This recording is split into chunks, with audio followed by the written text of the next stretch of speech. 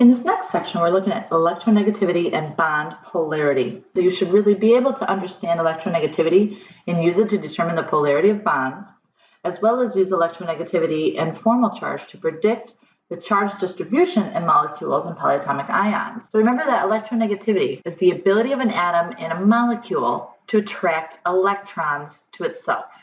Think electronegativity. Electrons are negative and it wants them. It has an electron affinity. It's wanting those electrons. The ionization energy is the measure of how hard an atom holds on to its electrons. When we have something called pure covalent bonding, that's when atoms share electron pairs equally. And that occurs only when two identical atoms are bonded. Let's say I have a carbon-carbon bond, or a nitrogen and a nitrogen bond. Then they are sharing equally because, as you'll see in our next slide, every atom is given an electronegativity value. And if they are the same atom, they will have the same value, so they will share equally. When two dissimilar atoms form a covalent bond, the electron pair will be unequally shared.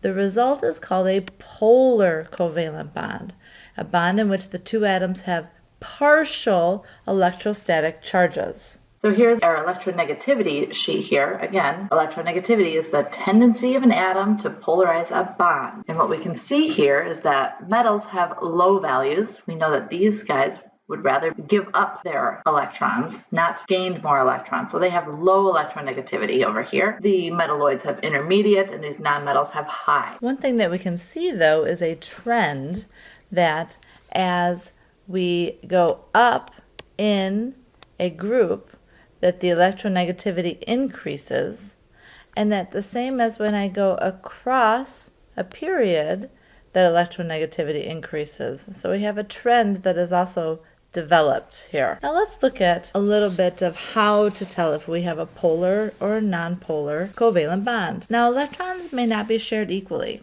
This is based on the electronegativity difference between the two elements forming the bond.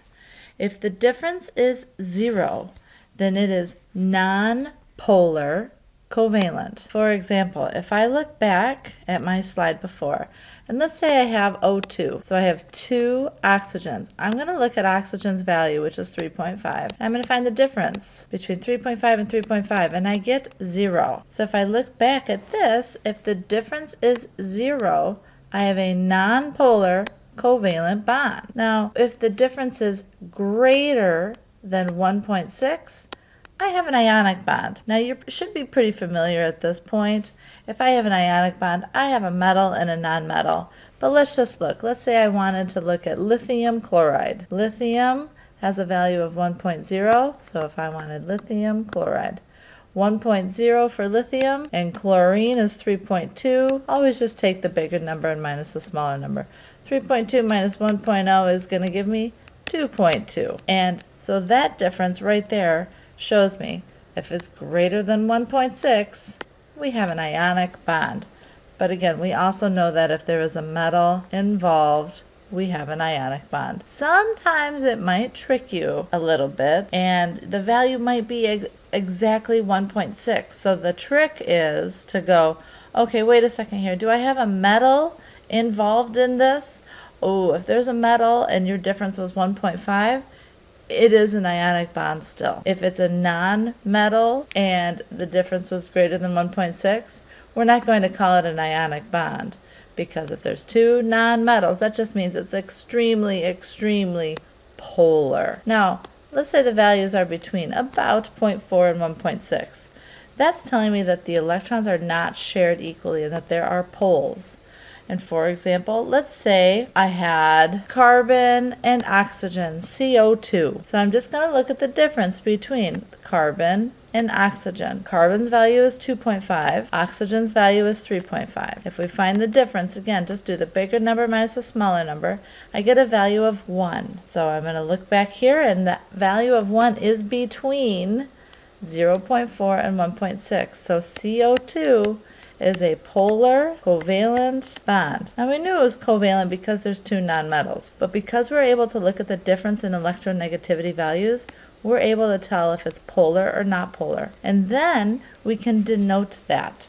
Because in a polar covalent bond, for example, here's one where we look at hydrogen and iodine. Let's go look at those values. Hydrogen's value is up here at 2.2. And iodine is at 2.7. So let's do 2.7 minus 2.2, and I get 0.5. That is right in between that 0.4 and 1.6. So that is a polar bond. So if I show my H and my I bond connected together, the value with the larger number, in this case, I would go back. My larger number was iodine at 2.7. The larger number we show as being slightly negative. This is kind of, it looks like a little number 8, but it's a little less, it's kind of like a cursive S with a long tail. Slightly negative end is my larger value, and the slightly positive end is my smaller value, and then we denote that with an arrow going towards the more negative end. So going back, I want to look at 3 different compounds. I had mentioned CO2, but I also want to look at carbon monoxide, and I also want to look at methane, which is CH4. So CO2, we already looked at the difference between C and O, and we said that difference was 1.0, right? 3.5 minus 2.5 is 1, and 1 is right in the middle here, so it is a polar covalent. Now if I were to draw these, and again, we would need to look at, okay, carbon has 4 valence electrons, each oxygen has 6, so 6 times 2 is 12, so we need to have 16 electrons when we're drawing this. So I would have carbon, so that's 2, 4, 6, 8, 9, 10, 11, 12, 13, 14, 15, 16. So carbon is full with 8. 1, 2, 3, 4, 5, 6, 7. Each oxygen has 8. Okay, so there's our CO2, and we said the larger number was the oxygen at 3.5. So that's where we would show the negative, the slightly negative end as the oxygen, and we would go over here, the slightly negative end is the oxygen, so that means that the carbon is the slightly positive end. All right, now what if I just had carbon monoxide, just one CO? Again, I need to have 4 electrons, 6 electrons, so a total of 10. If I'm drawing C and O together, that's just 2 electrons, right? 3, 4, 5, 6, 7, 8, 9, 10. Well, oxygen is happy because it's got its 8, but carbon only has 1, 2, 3, 4. So we need 5, 6, 7, 8. That would make my carbon have a triple bond with oxygen. Oxygen would have a lone pair, carbon have a lone pair. And that should be 10 electrons total.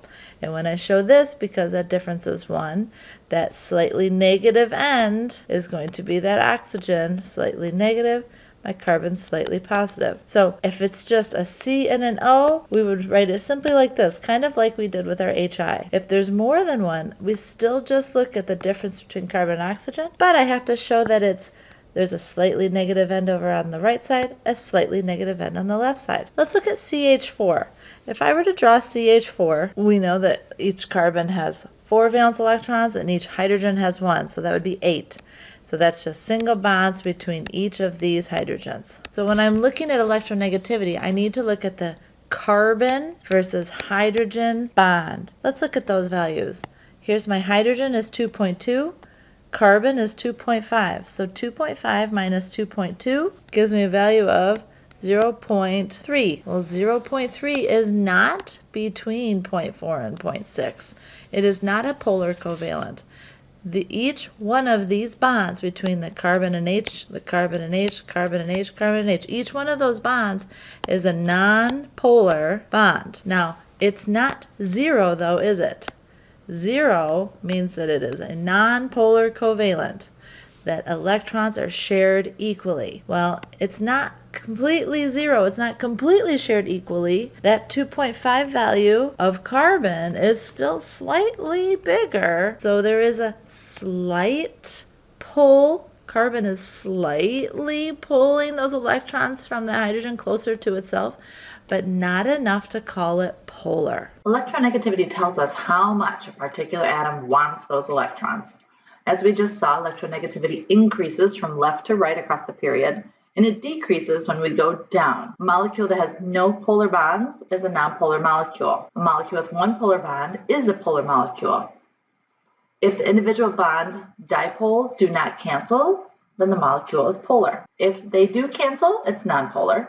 If they're lone pairs on the central atom, the molecule is polar. Bonds that are polar are that way because not all atoms hold onto their valence electrons with that same force or take on additional electrons with equal ease. So electrons are not being shared equally between those nonmetals. As that electronegativity difference increases, so does the ionic character of the bond. We can see that H2, if I did H minus H, so 2.2 minus 2.2, we get 0. So that difference in electronegativity is 0. That gives us a totally covalent nonpolar bond. So as you can see, as we go left, we increase our covalent character. As I go right, so let's say I have HF. If I subtract fluorine, and this is my hydrogen, so I subtract the two, I get 1.8. Now, I know that guide said anything greater than 1.7 was ionic. We know that H and F are both nonmetals, so it's got to be on the really high end of being a covalent, so we call it a polar covalent. And in this case, we definitely have a very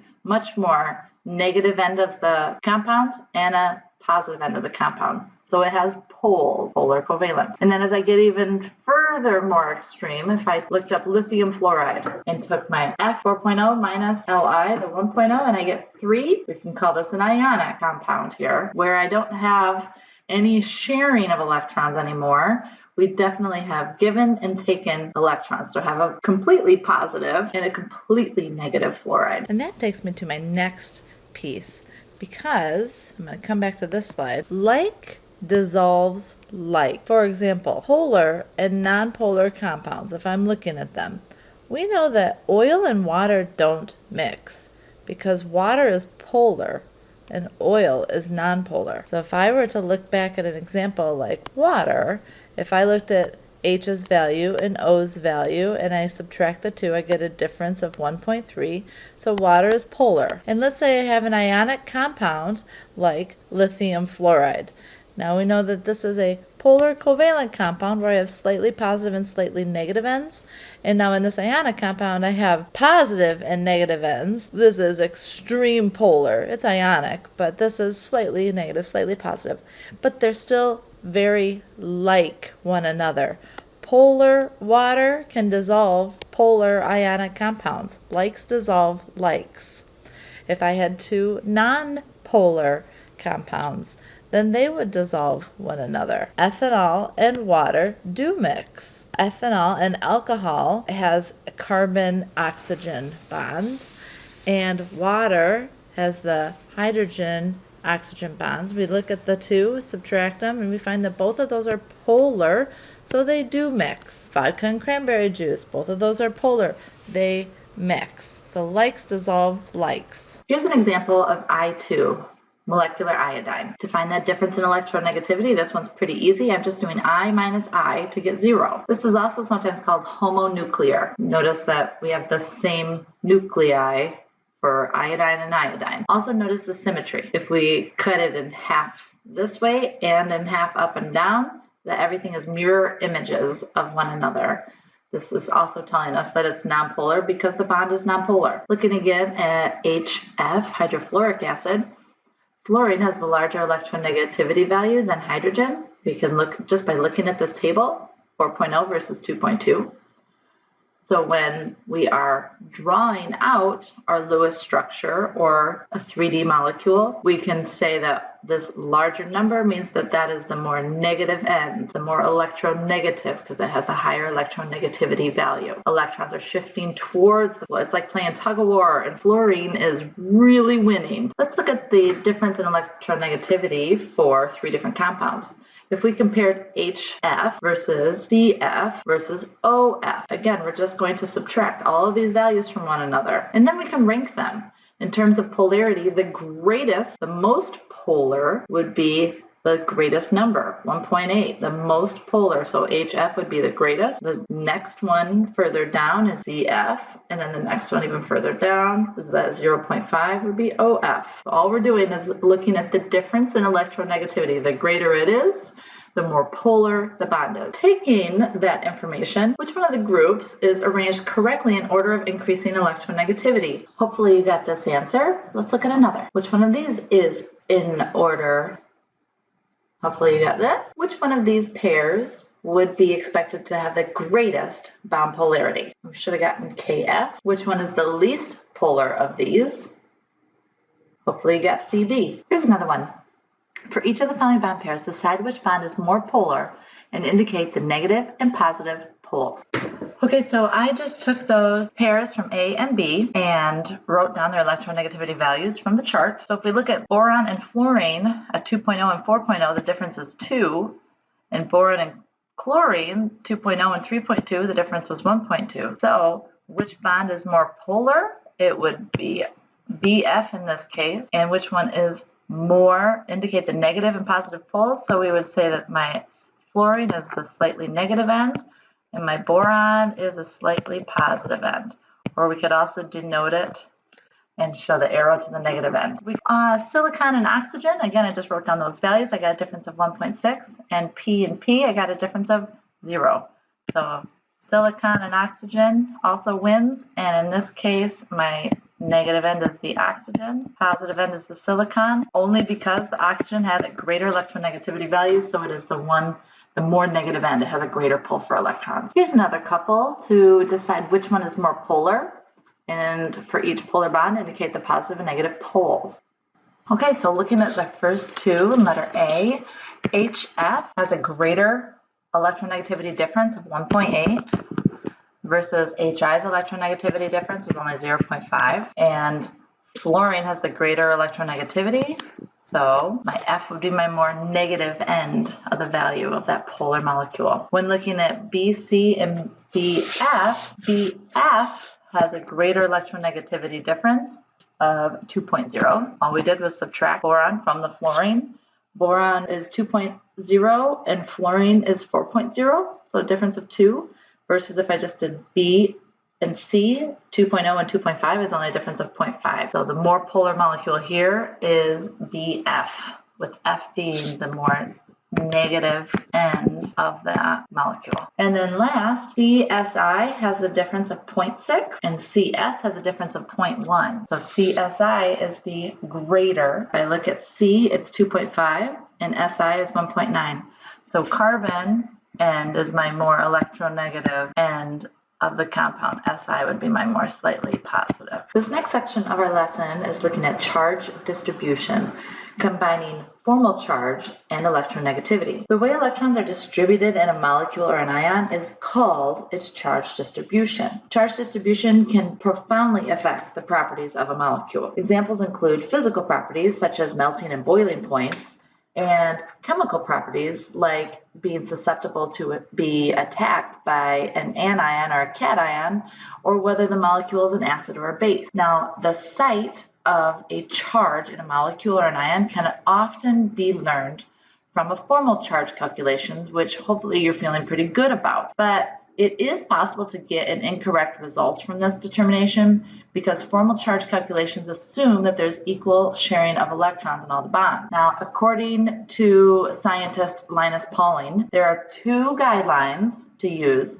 when describing charge distributions in molecules and ions. The first is the principle of electroneutrality. Electrons will be distributed in such a way that the charges on all atoms are as close to zero as possible. Okay, as close to zero as possible. And secondly, if a negative formal charge is present, it should reside on the most electronegative atom. Similarly, positive charges are expected to be on the least electronegative atoms. So let's consider the concepts of electronegativity and formal charge together in these two resonance structures of CO2. A is our logical first structure of CO2.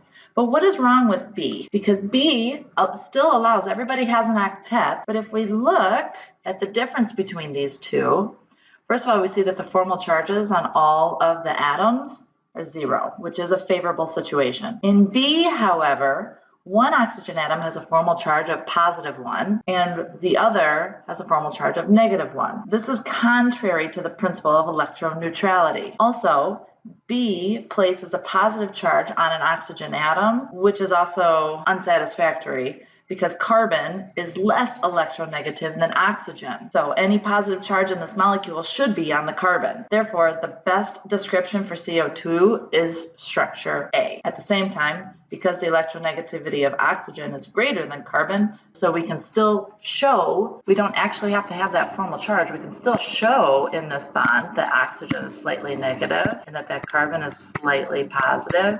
And we can show that by doing our electronegativity subtraction and just showing that this molecule has polar bonds. So let's use that same logic to decide which of the three possible resonance structures for OCN minus ion is the most reasonable. If we look at these, the formal charges for each atom are given above each element symbol. Again, we know how to find the formal charges. So looking at these three, which do you think is the most logical structure? Hopefully you were able to look at structure C and nix that one right off the bat. It's not expected to contribute significantly to the overall electronic structure, because it has a -2 formal charge on the nitrogen atom and a +1 formal charge on the oxygen atom. So first of all, they're just larger charges. They're not close to neutral. And having that higher charge on nitrogen when oxygen is more electronegative and it has the positive value on oxygen. So it's just not going to happen. When we look at A versus B, A is more significant than structure B because the negative charge is placed on the most electronegative atom, oxygen. So this is the one that is probably most favorable. So we would predict that this one would be the more favorable structure. Also, if we have OCN and the O is the negative end, it's more likely to attract a hydrogen or a proton, and then that would create an acid. Back when we were discussing drawing Lewis structures, we said that the central atom is usually the atom of lowest electronegativity. So we would expect in this compound, CH2O, that carbon would be the central atom because it's less electronegative than the oxygen. So we would think it would look like this. But here's an example or a case where we assigned the wrong atom as a central atom. So if we had the more electronegative oxygen as the central atom, notice that when we calculated the formal charge, we would find that the very electronegative oxygen atom has a charge of +2, and the carbon atom has a charge of -2. So not only does the more electronegative atom have a positive formal charge, but it's a large formal charge of +2. So that results from the requirement of having an octet around carbon and oxygen, again, because we got to have our octet for everybody to be happy. But this is just an example where, no, not favorable. We would want carbon to be that central atom, so we wouldn't have those formal charges. So why don't you take a second and try to draw the resonance structures for SCN. What are the formal charges on each atom in each of the resonance structures? And there's 3. Try to draw 3. Hopefully you came up with these 3 different ways to draw SCN so that everybody can have their octet. And if we first started just looking at the formal charges for the middle structure is probably most favorable, although you could have also looked at this third one and been like, oh yeah, well there's a minus there and there's only one minus here, so the second and the third one charge-wise, we could nix right off the bat this first one because we've got a large formal charge. But if we look at the middle one compared to the right structure, the more negative formal charge is on the more electronegative ion. So we would want nitrogen, if we looked at our electronegativity sheet, nitrogen's electronegativity value is 3.0 and sulfur's is 2.6. So we would want to choose this middle structure since the negative formal charge is on the more electronegative atom. Then if we looked at bond polarity for our CN bond, if we subtract those 2.5 and 3.0, we get 0.5. So we can call this a polar bond. And my nitrogen is my more electronegative of the two. So we can call carbon my slightly positive end. And if I looked at the sulfur carbon, we would have 2.6 and 2.5. So our difference would be 0.1, which is pretty nonpolar. But we could still say, since carbon has already been assigned as slightly positive for that middle, slightly positive, and we know that nitrogen is slightly negative, there might be just a teensy bit of a pull. Since that's positive, we can call So for my slightly negative end, it'll be a much less of a pull. Again, it's 0.1 with this bond than this one. This one is definitely going to be stronger. This next section is about molecular polarity. So our goal here is to be able to predict the polarity of molecules and understand why some molecules are polar where others are nonpolar. The term polar describes a bond in which one atom has a partial positive charge and the other a partial negative charge. Because most molecules have polar bonds, molecules as a whole can also be polar. In a polar molecule, electron density accumulates toward one side of the molecule, giving that side a partial negative charge and leaving the other side with an equal but positive partial charge. We've done this before where if I have HCl and I look at both of their electronegativities, subtract the two, and I can see if there's a polar bond based on those differences, and then label my slightly negative end and slightly positive end of my molecule. Diatomic molecules like this that are composed of two atoms with different electronegativities are always at least somewhat polar because there's one bond and the molecule has one end that's more negative than the other end that's more positive. Unless they're the same, then that would be nonpolar. But if it's a diatomic like this, we always have one end that's slightly more negative than the other. But what happens with a molecule composed of three or more atoms? To predict if a molecule is polar, we need to consider how the atoms are positioned relative to one another and look at the polarity of the bonds as a secondary consideration. Here we're going to look at a linear triatomic molecule, so three atoms, we can see 1, 2, 3, like carbon dioxide, CO2. Here we have each carbon double bonded to an oxygen. Each one of those bonds is polar, this one and this one, with the oxygen atom at the negative end of the bond dipole. We can see the slightly negative end here and slightly negative end here. The terminal oxygen atoms are the same distance from the carbon atom. They both have the same slightly negative charge, and they're symmetrically arranged around the center carbon atom. So therefore, CO2 has no molecular dipole, even though each bond is polar. This is kind of like a tug of war where people at opposite ends of the rope are pulling with equal force. In contrast, water is a bent triatomic molecule.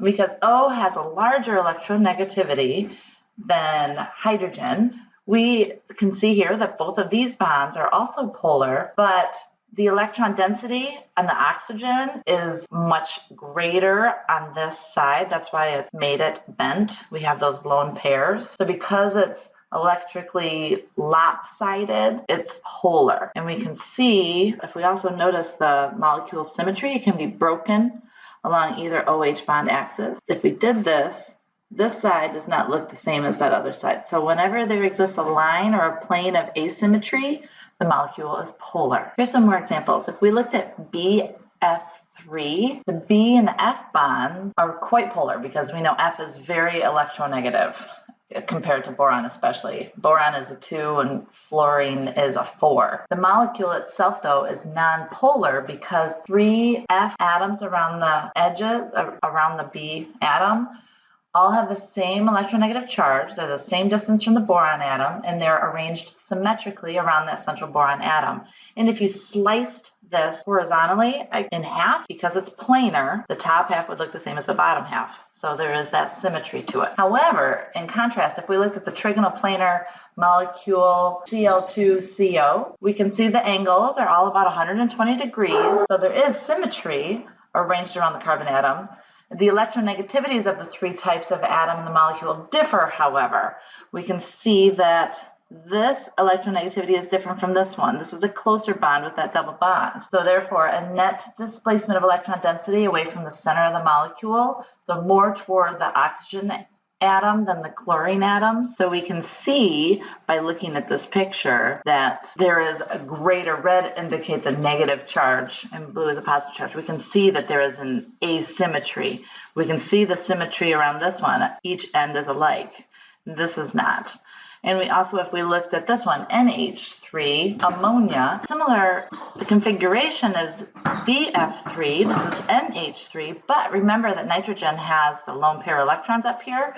So this is a trigonal pyramidal molecule, and the positive hydrogen atoms are located at the base of the pyramid right here. So the negative nitrogen atom is the apex of the pyramid. So we know it's polar, right? Our slightly negative end is up here and slightly positive hydrogens, but we can see the non-symmetry because we have that electronegativity up here that's not matching around the edges. Looking at some more examples here, methane, CH4, and carbon tetrafluoride, CCl4.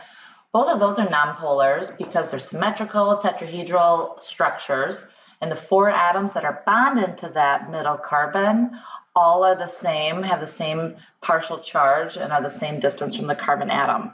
But then if we look at these other 3 examples, they are also tetrahedral, but notice that we have our central atom and I have some different molecules around, like here I've got 2 H's and 2 Cl's. These are polar because we can see the electronegativity for the hydrogen atoms is less than that for the chlorines.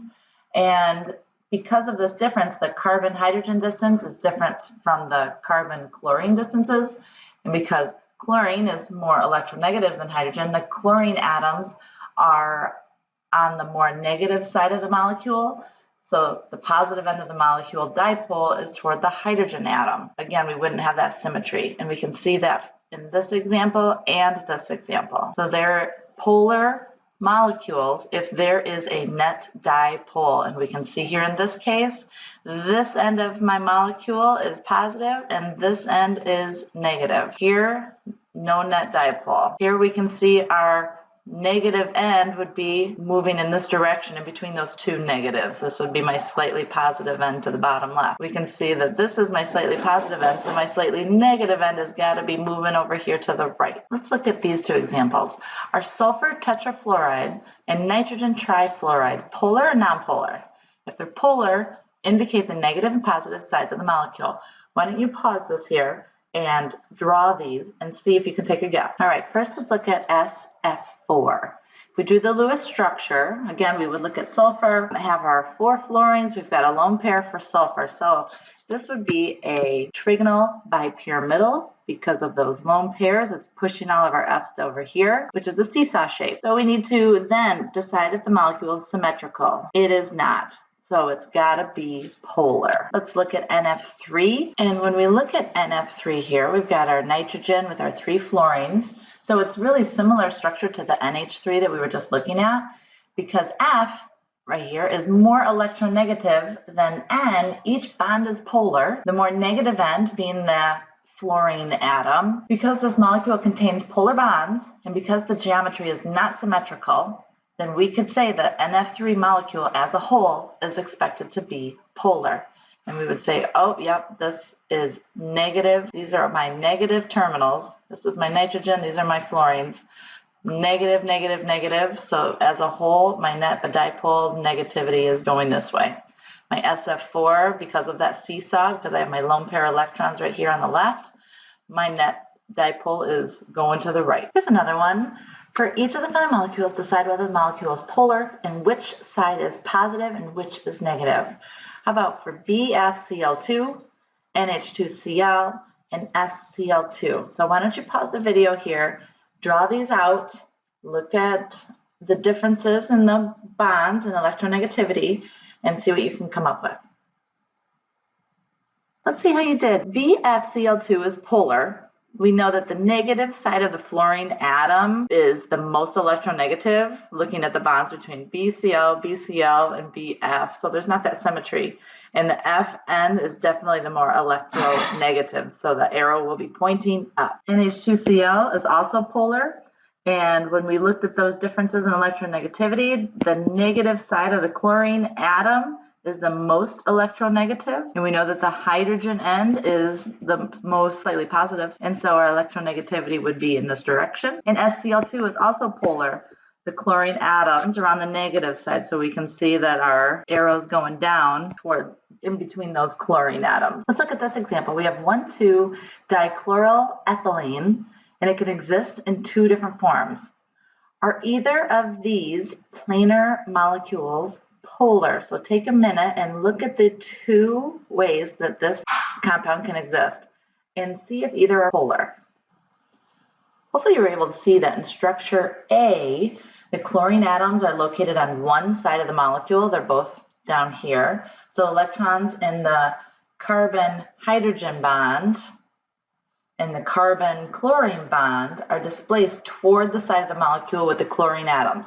So the shift is down because of both of these chlorines down here. So it's away from the side with the hydrogen atoms. So molecule A is polar. If we look at molecule B, however, notice that the displacement of electron density toward the chlorine atom on the one end of the molecule over here is counterbalanced by the opposing displacement on the other end. So molecule B is nonpolar. So here's a picture of the electrostatic potential surface for SOCl2. Draw a Lewis dot diagram picture for this molecule and give the formal charge of each atom. Hopefully your dot diagram looks like this. We've got sulfur with a lone pair. 1, 2, 3, 4, 5. It's got 5 valence electrons, and it's also connected to oxygen and 2 chlorines. For formal charges, we've got sulfur with our positive 1, oxygen with negative 1, and chlorine with 0. And if you're not sure how to do those formal charges, be sure to go back and watch in the video as a refresher. Let's ask another question about this. What is its molecular geometry, and is it polar? What do you think? Well, if we look at the structure, and we know that sulfur has those lone pair electrons up here, it has to be trigonal pyramidal. The molecule's got to be polar. The positive charge is on the sulfur, the negative charge is on the oxygen. So we've got a polar molecule. Remember what we said about polarity. If those lone pairs are around the central atom, they will be considered polar. Here's a few examples for you to pause as you go to check your answers. Which one of these is polar? And hopefully you got. Which one of these is polar? NCl3. Which of these is most likely to have a dipole moment? NF3 would. Which of these are polar? And lone pairs are not indicated on here, so you would need to think about that and look at those. Hopefully you got.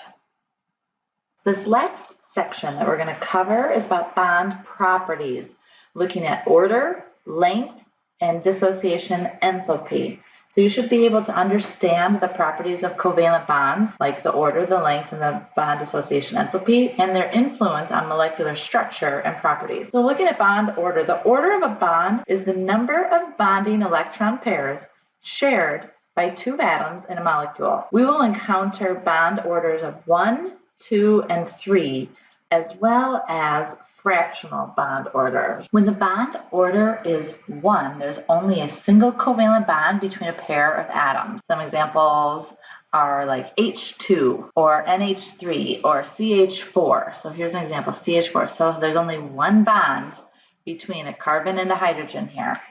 The bond order is 2 when 2 electron pairs are shared between atoms, like in carbon dioxide when we have a double bond. The bond order is 3 when 2 atoms are connected by 3 bonds, like in N2. The bond strength increases with bond order. So a single bond is weaker than a double bond, which is weaker than the triple bond. So we've got bond orders of 1, 2, and 3. Fractional bond orders occur in molecules and ions that have resonance structure. For example, if we looked at this NO2 minus, notice that we have bond order of 2 between this NO and a bond order of 1 between this N and O. But it could also be, we could flip-flop that, and the 2 could be on this side and the 1 could be on that side. So therefore, we take that 3 total electron pairs used for a type of bond divided by total number of bonds of that type. So we would take 3 divided by 2 to get 3 halves, or 1.5, pretty much just averaging the 2 together. Another example is ozone, looking at O3. Each resonance structure of O3 has 1 single bonded OO bond and 1 double bonded OO bond. So for a total of 3 shared bonding pairs, accounting for 2 oxygen-oxygen bonds. So 3 divided by 2, this would also be 3/2 or 1.5. When looking at bond length, it's inversely proportional to bond order.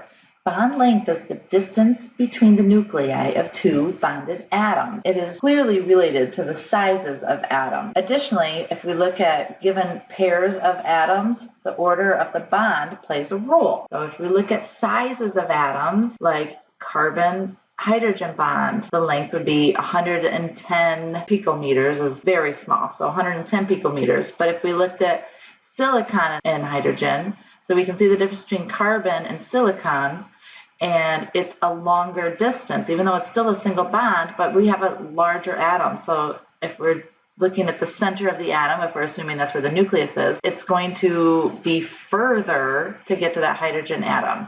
Same if we looked at nitrogen and hydrogen versus phosphorus and hydrogen. Nitrogen versus phosphorus, phosphorus is bigger. Notice that that bond is longer. Oxygen, hydrogen, sulfur, and hydrogen. So oxygen, sulfur, sulfur is bigger. Notice that this is a bigger distance. If we look at the relationship between bond length and bond order, it's pretty evident when bonds between the same two atoms are compared. For example, if we looked at carbon single bonded to oxygen, double bonded, and triple bonded. So we have a bond order of 1, 2, and 3. Notice that my triple bond has the shortest bond length. And then second order is a little bit longer, and the longest bond length is with just single bonded atoms. And here's just another example of looking at the resonance structures of CO3 with a -2, so a carbonate ion, where I have a bond order of 2 with that carbon and oxygen, 1 and 1 between those carbon and oxygens. So that would be 2, 3, 4. So we would take that bond order of 4 divided by 3 different atoms joining. So 4/3 or 1.33. And our average bond length, it gives us is 129 picometers. This picture just kind of allowed us to see that distance between nuclei. If I looked at two of the same atoms, again, we're kind of measuring from nuclei to nuclei. We're able to measure that for two similar ones, and we can see that size makes a difference. If it's two carbon atoms, 154 picometers, versus two chlorine atoms, we can see that there's a larger distance there because they're larger atoms.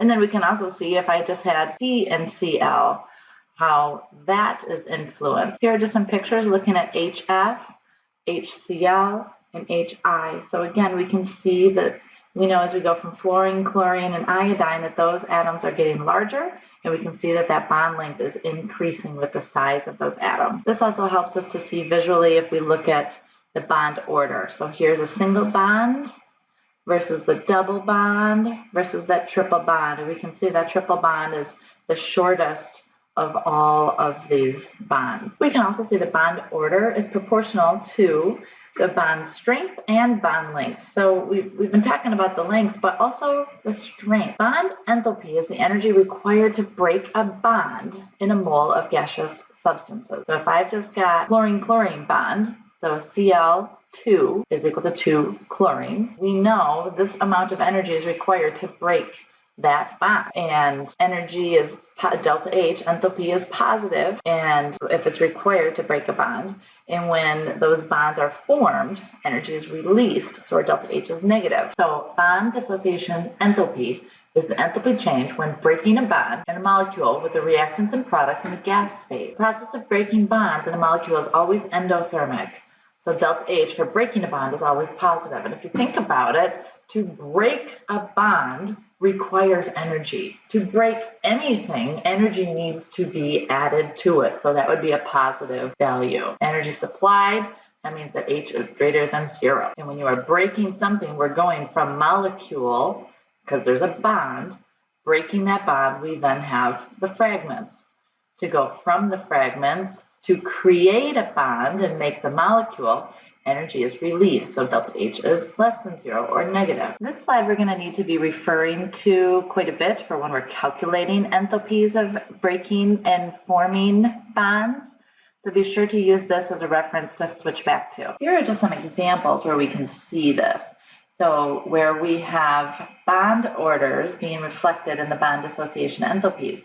To break the single carbon-carbon bond in ethane requires the least energy in this group. So we can see to break that single bond in ethane, to then have just CH3 and CH3. So that bond between those is broken. We can see that it required 368 kilojoules per mole. And to compare that to breaking a double bond, we can see that it requires more energy. And compared to the triple bond, requires the most energy at 962 kilojoules per mole. And remembering that energy cannot be created or destroyed, the energy supplied to break carbon-carbon bonds must be the same as the energy released when the same bond formed. The formation of bonds from atoms or radicals in the gas phase is always exothermic. So if we look at the reverse of the ethane breaking of this bond, see how to break the bond, energy was required, so it's a positive energy. But to go back and do the reverse, where I take CH3 plus CH3 to form single bonded ethane, notice that it is a negative 368, so it is the opposite of this. Then we can calculate delta H by looking at the sum of whatever bonds were broken minus the sum of the bonds that were formed. Let's look at an example. We know that bonds and reactants are broken if there's a reaction between molecules, and new bonds are formed as products form. So let's say I have this propene and I'm going to add H2 to get one product. The first thing we need to do is look at what bonds are broken, and I'm going to blow this up. So if we look at this, we can see that a double bond between a carbon-carbon is being broken. That takes energy, and you would not be expected to know this, but this is a known value that it takes 610 kilojoules to break a carbon-carbon double bond. We're also breaking an HH bond, which is 436 kilojoules. So it's a total of 1,046 kilojoules per mole required to break those bonds. Now we are also forming these bonds. So there's a certain amount of energy that's released when bonds are formed.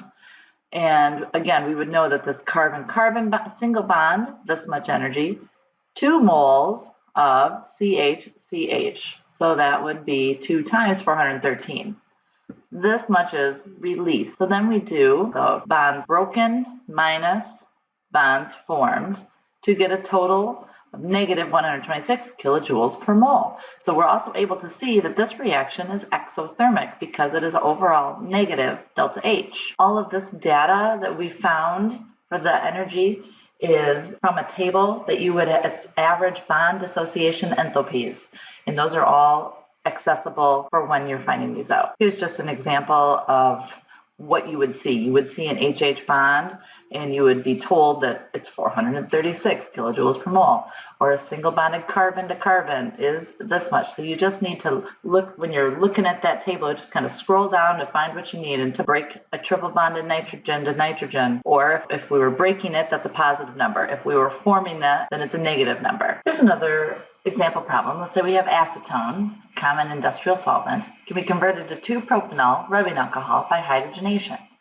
Calculate the enthalpy change for this reaction using bond enthalpy. So let's say we have acetone. Here's acetone structure plus H2, and here is our product. So can you see which bonds are being broken and which bonds are being formed? See if you can pause and figure that out. Hopefully you're able to look at that and go, wow, that definitely did not have a C double bonded O in the product. In our product here, there was a single bonded O. So we had to break that double bond. We also had to break this HH bond because that was not in our product. There was H's attached. So we had 2 breakings. And if we looked at our data table, it requires this much energy to break the double bond and this much energy to break the HH bond. So that's our total for bonds broken. And if we look at bonds formed, we formed a CO bond, we formed an OH bond, and we formed a CH bond. So if we added up all of those, here's how much energy was released. So we did bonds broken minus bonds formed. And again, we can see we have an exothermic reaction with a difference of negative 53 kilojoules per mole. Here's the next one, using the bond dissociation enthalpies from the text. And I'll scroll to that in just a second so you can look at it. We're going to estimate the enthalpy of combustion of gaseous methane. So remember what a combustion reaction is. If I have methane, CH4, what does it need in order to combust? What's its other reactant? CH4 plus what? to give water vapor and carbon dioxide gas. So think about what that reaction looks like. What bonds are breaking, what bonds are forming. I'm going to have you write this down. I'm going to scroll back to this table so you can get whatever data you need. So pause the video here. And now let's talk about it. We've got CH4 plus, hopefully you did oxygen plus O2 to give us CO2 and H2O. We had to balance the reaction. So what are we doing? We are breaking 4 carbon-hydrogen bonds, right? Because this is C with 4 H's around it. We're breaking 4 of those, and we're breaking 2 O2 bonds. Those are double bonded. So if we do all of that math, looking back at that table, we should get 2,648 kilojoules to break all of those. But we're going to make 2 CO2 double bonds, right? Because C is double bonded to O and double bonded to O. We're making 2 of those. And 4 OH bonds. So if we total all that up, we should get 3,000. So if we do bonds broken minus formed, we should get negative 810 kilojoules per mole. And what is this? This is value calculated, oh, there we go. And it's very close to what it actually is, negative 802. So that is also telling us it's an exothermic reaction, which makes sense because combusting something, that should be an exothermic reaction. So that wrapped up our last section in this chapter. So we've got some problems for you to give a try to. So if you want to try to pause this and look, and then I'll give the answer immediately following.